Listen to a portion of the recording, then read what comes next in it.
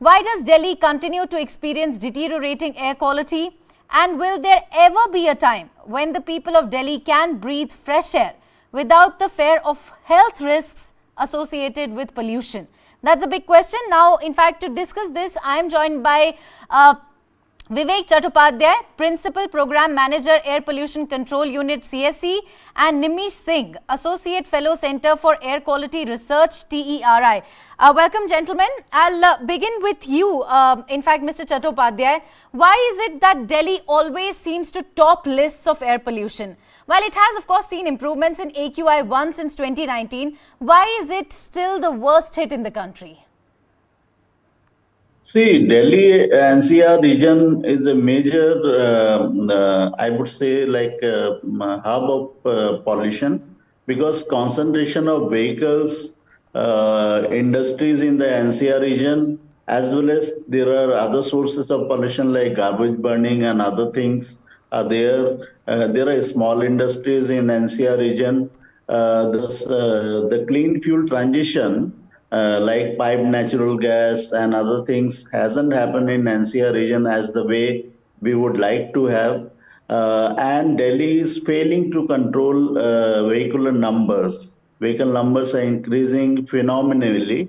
And Delhi government's, although electric vehicle policy is one of the good policy, but it is not able to target the private vehicles. Delhi has to set tough targets that only electric vehicles should be registered in next few years. There are no other ways. Another thing that has to be done that if other vehicles are allowed, then BS7 standards. BS6 is already there. We should start discussion on BS7. So we have to have tough standards on vehicles, industries, no garbage burning. Garbage management has to be followed through solid waste management rules, and we have to focus on NCR region and regional pollution. Like the way you mentioned that Delhi, Patna, these are all in Indo-Gangetic Plain region. Indo-Gangetic Plain region is a trough sort of thing. There is Himalaya on one side, which doesn't allows dispersion of pollution, and Vindhyachal region is there. So all the pollution gets accumulated because of geographical region as well as meteorological regions. And winter is a very intense season because it doesn't allow pollution to disperse over the atmosphere. So we have to have very tough measures in these regions. All the worldwide, if you see air quality improvement policies are intensely followed in the regions which are heavily polluted because of geographical and meteorological regions. So I think we have to have a policy, a regional policy for Indo-Gangetic Plain, which is missing. Although we have Commission on Air Quality Management has been set up for NCR and adjoining areas, but it doesn't cover the other states like Bihar, rest of the UP. We have to have this kind of policy. Our standards are weak. For example, even if the standards have been set, which are not followed by the power plants. There are several coal-based power plants are there. We have to have tough standards and pollution control strategies for them. There are smaller industries where the solution is like improvement in technology, providing common boilers, cleaner fuels in a large scale. And if there are dearth of resources, we should put tax on coal and diesel and other quality fuels to generate clean air fund to fund this transition. I think unless until we have to be tough strategies on controlling air pollution, we won't be able to successful. Many other regions in the world show the pathways, alternative pathways. We need to learn from others also, and we have to devise our own strategy that how we should make it clean. We like the way we set targets for economical improvement. For example, Uttar Pradesh has set a target $1 trillion economy, or India has targeted $5 trillion economy. This economy and GDP growth is meaningless if we are not able to protect public health. Public health means the cost is borne by the citizens, productivity loss, death, illness, and children are affected. Studies by Central Pollution Control Board shows that way back in 2012, about 45% of the kids have lower lung function, means they are, once they grow up, there are higher chances that they won't be able, they will have the respiratory problems. This kind of health studies should be continued across Indo-Gangetic Plain, particularly in Delhi NCR region, and other policies must be followed. Another thing that we are increasing the number of buses in the city. But if you see the traffic jam because of cars and two-wheelers doesn't allow buses to move. So bus priority lanes, at least in the arterial roads, should be ensured. There are several other measures also. Delhi government has identified several other measures. We have graded response action plan, but graded response action plan has to be followed in true spirit across Delhi and NCR region. There should not be any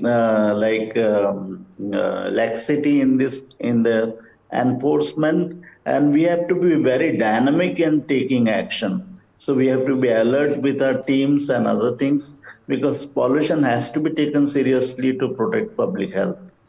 Right. We're also joined by Dr. Rajesh Chawla, who is Senior Consultant Respiratory Critical Care. He works in the Indraprastha Apollo Hospital, Delhi. So I'll come to you in a while.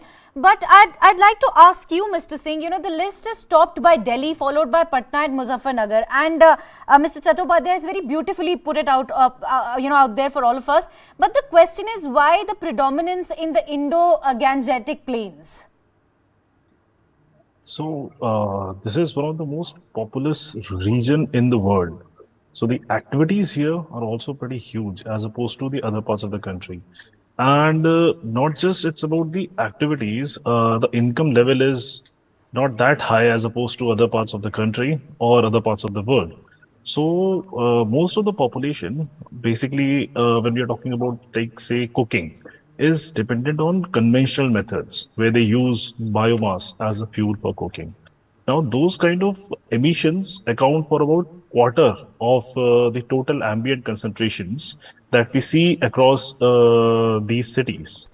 Now, that puts a lot of pressure on the burden on air quality. So, these kind of sectors are very much dispersed and are unregulated and are very difficult to control when we are talking from the point of view of government. We can actually control the transportation sectors because those are formal sectors. But the Indo-Gangetic Belt has a lot of informal sectors and dispersed sources. So residential sector is one of the sources that we actually that we just talked about. Along with that, we have this agricultural crop residue burning, where we actually see higher amount of pollution during the October-November months when the meteorology becomes less dispersive. The winds are slow, the planetary boundary layer comes down, and that actually increases the level of air pollution in these in this part of the country. Along with that, we have these MSME units, the small industries, which are also not regulated, like bricklane is there. So the fuels, the quality of fuels that they use result in higher amount of pollution as opposed to what the formal sectors have. I think this is one of the major reasons, and whatever the studies that we are actually able to see, which are actually being conducted in different parts of the cities across the IGP, show that residential sector and the industry sector comes out as one of the major contributors. And in the specifically in the industry sector, bricklanes are one of the major contributors towards the air pollution. So the government is actually taking a lot of steps actually to reduce this level of pollution from these cities. Like bricklanes are being converted. But we haven't seen any results so far. Mr. Singh, we haven't really seen any results so far. You say that the government has taken a lot of steps. There would have been some sort of result that we would have gotten to witness, but there's nothing of that sort that has happened. Every year this is happening. Yes, actually we didn't reach here in a day, so I think it will take us a bit of time to get out of it. We are actually a democracy, so it depends not just on the government but also on the people to absorb these kind of policies which are being suggested by the government, by the academicians, and by the media.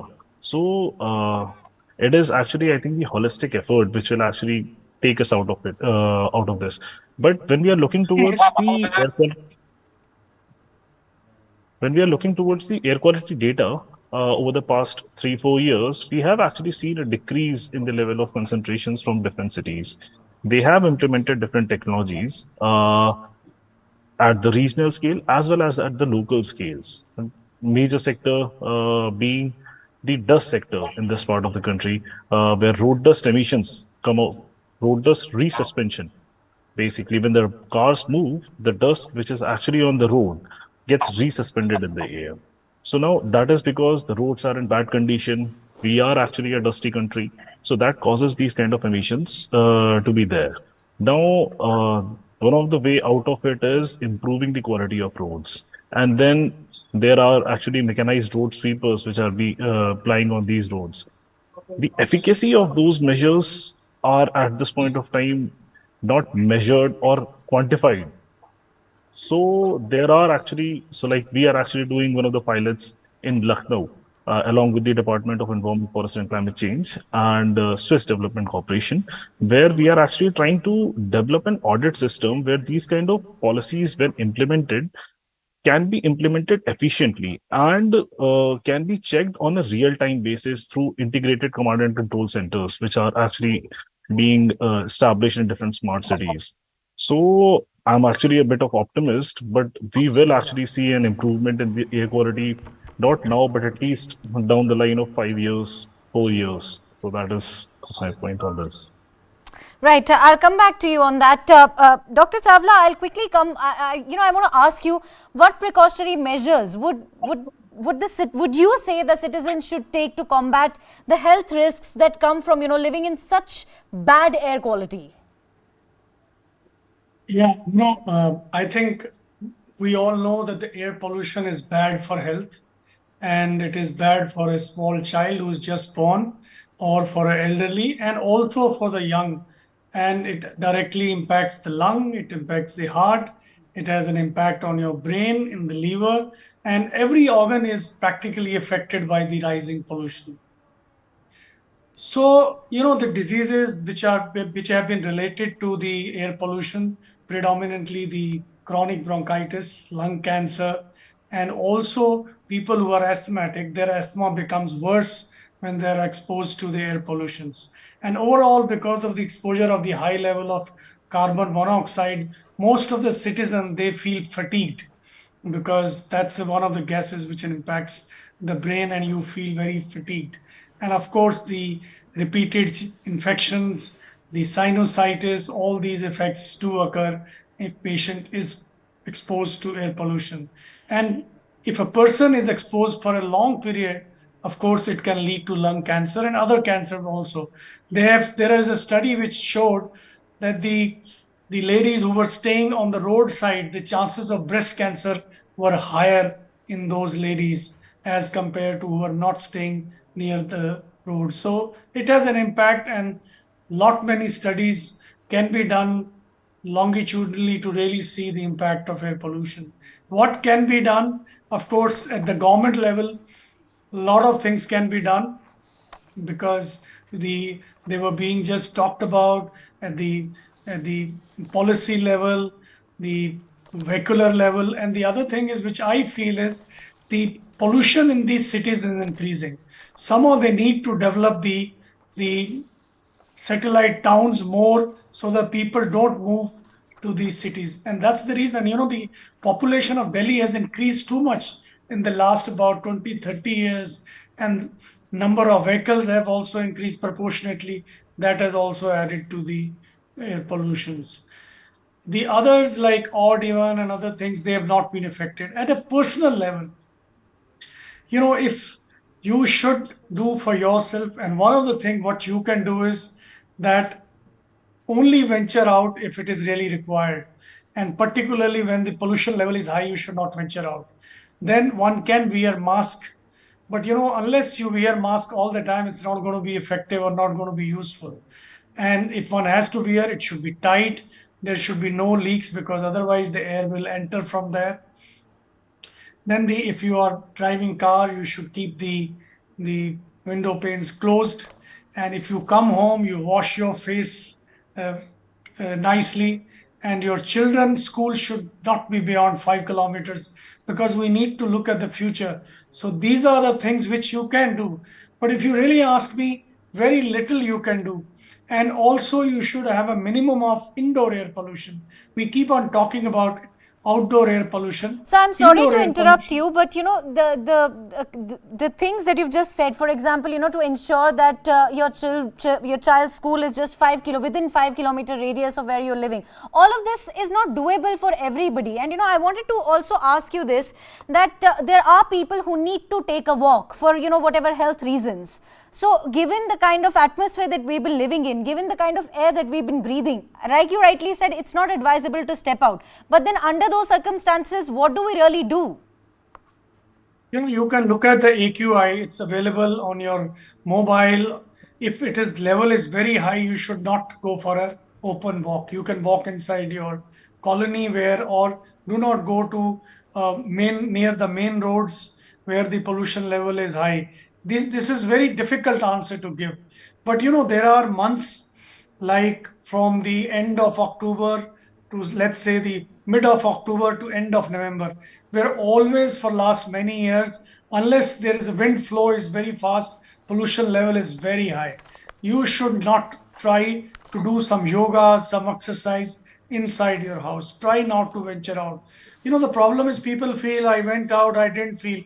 All this is like a slow poison. Slowly, this air is affecting your lungs, your body. So one has to understand and become little smart and do when the AQI is less, when the air pollution level is less, then you can go out. Otherwise, avoid outdoor activities, avoid outdoor exercises, and try to do yogas and everything inside the house. Very difficult to give an answer to these questions.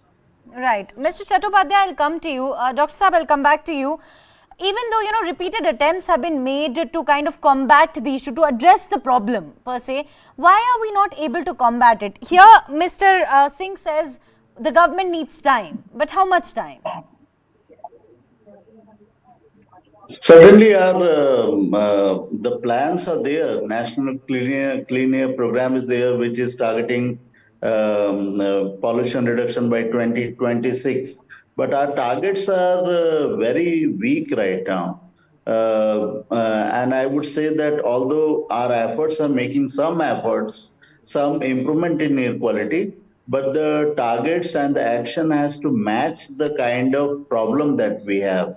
Often what is seen that many measures are implemented half-heartedly, or some sectors are left off. We are not supporting the small industries to switch to clean technology and clean fuels. Poor households are not provided cleaner fuels, LPG. All the connections are given, but often what happens that they are not able to continue it with over the year. So I think Clean Air Fund has to generate it, and it should support the small like industries and households. But at the same time, there are several polluting activities done by the rich establishment. For example, I would give you an example of recent genset ban. So why the malls are running on gensets? Why can't they install solar panels? So I think why rich or high rises which have the resources available can't have alternative energy sources. So I think our policies has to be holistic, look into all the matters, and it should target regional level of action. There is a good example. One of the United States Environment Program had done good neighborhood policy. So good neighborhood policy is like one state which is doing good, not contributing to another state is awarded. So I think we need to have carrot and stick approach also. so that because one state or one city contributes to another city. So it has to be done, but also we have to be human in approach because there is some kind of survival emission. For example, poor people are burning woods during the winter period. So they should Sir, you the need to action unmute. on the polluting activities by others who have the wherewithal economic they must be targeted, but as a whole what I am saying, efforts are being made, but intensity of efforts, holistic approach and implementation on ground is often seen that it is not happening. Right. Mr. Singh, on that note, I'd like to ask you, isn't growing air pollution also because of insufficient government funding for measures meant to tackle the crisis? Yes, actually, we need more financial and technical support. Like Sir just said about the industrial, medium and small scale industries, they need support. So we have smaller industries. One of the interventions that have been suggested time and again is introduction of common boilers. Now, for common boilers, they can actually supply energy to all the small cluster of industries there itself. So that will provide energy to all of the industries in the surrounding areas, and it would be easier to enforce different regulations on it. But because of the insufficiency of funds, that is not being implemented. And I also want to add something what just Sir said, that yes, we need a regional approach at this point of time because, as Sir mentioned, the National Clean Air Program specifically targets the city action plans. So different cities, these non-attainment cities which were outlined in this National Clean Air Program, they were actually developing a city action plan. So when we are talking about sectors like bricklayings or industries, they don't usually lie within the cities. They are outside the city boundaries. Now, the funds which were actually provided to municipal corporations, they had the limitation to implement these actions in the city boundary itself. While they were not able to implement or enforce these air pollution action plans, over the sectors which lie outside the city boundaries. So I think that was one of the limitations. And now, time and again, seen that people are actually talking not just in the academicians and the research circles, but also in the government circles, moving towards a regional based approach where not just a single district, but different districts could be integrated and they can actually develop a holistic action plans because Right. number of studies have been suggesting that almost 60 to 70% of the pollution is coming from outside the district. So even if they are able to Right. control the pollution within the district, they won't be able to meet the standards which are there. Right, right. Dr. Chawla, on that note, I'll come to you. Please try to keep your answer short. You know, what do you really suggest for people who have lived here for a long time and some damage has already occurred? What would you recommend for them so that the situation doesn't sort of, get worse for them? The first thing is that they should get their pulmonary function test done. Many of the people are suffering from lung disease and then they're not aware. And they should get a pulmonary function test done. And they should definitely do some kind of breathing exercise, whether it's a pranayam or deep breathing exercises or just walking, because they need to keep themselves otherwise healthy so that the effect of the air pollutions are also less. That is the only advice. And the other advice, all these things you can only do is control your vehicle. That is all you can do, and try not to do anything which can cause increase in the air pollution. And Right. the people have, yeah, okay. Any advice for people who smoke? Stop smoking. That is the easiest advice I would like to give. Well, And nobody has ever stopped smoking when you ask them because to you are anybody who is staying in Delhi or is already smoking 10 to 15 cigarettes per day. So over and above, if you smoke, your chances of developing lung cancer become very high. So you should not smoke. And it is not very difficult to leave if you decide that this is harmful. And first 1 week is difficult. Once you overcome that, then it is much easier to leave cigarette. And it not only affects you, it affects your children if you smoke inside the house, affects your wife and other people in the company of whom you smoke. You must leave it. Passive smoking is essentially what you're referring to. Got your point, Doctor. Thank you.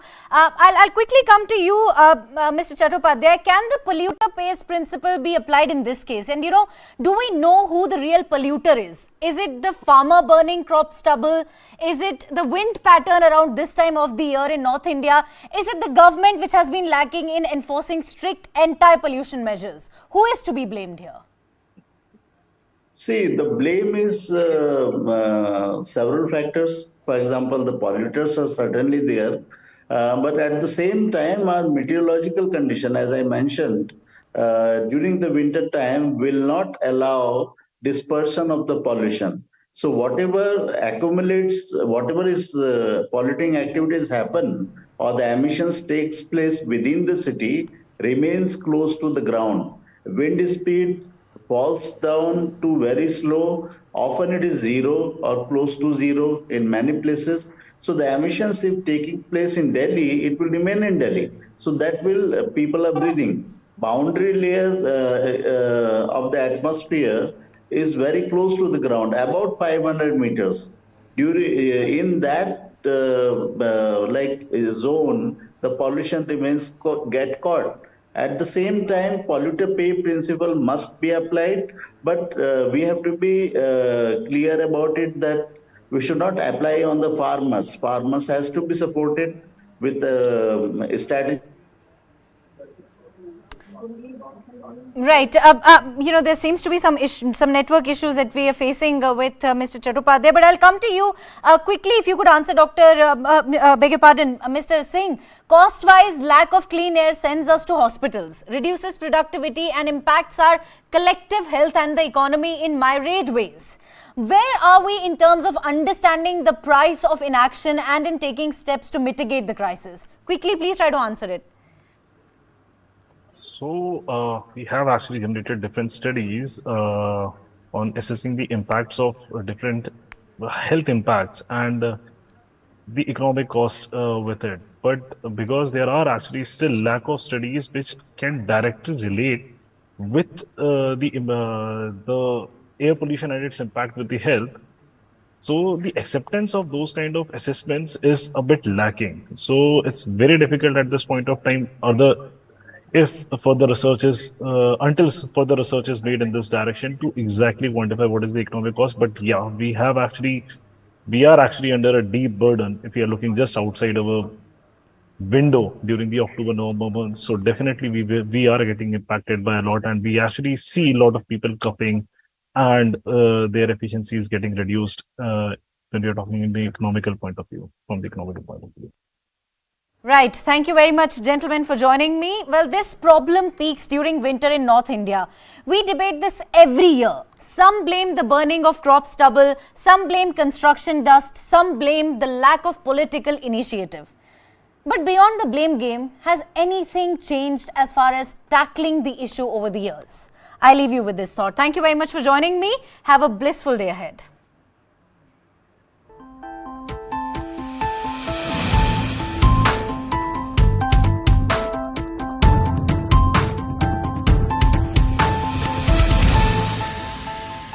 With all this gear, you must be wondering if I'm climbing a mountain. Well, let me give you a wider look of this place. This is Asia's largest mountain of shame. A mountain of waste, almost the height of the Qutub Minar. When you enter capital cities of some of the biggest countries in the world, you don't have 3 garbage mountains waiting to welcome you depending on whichever side of the city you enter from. The thing is that a lot of times we talk about landfills only when there's a fire at the landfill. You need to understand that a landfill is at fire almost throughout the year. It's only when the firefighters are not able to douse the fire is when it actually catches the nation's attention, the city's attention, or media attention. The towering landfills worsen one of Delhi's biggest problems: pollution. यहाँ पर आप रात को आओ, दिन में आओ, आप 1 घंटे बैठ नहीं सकते बाहर। इतनी धूल, प्रदूषण, महक, आप खाना भी नहीं खा सकते बाहर बैठ के।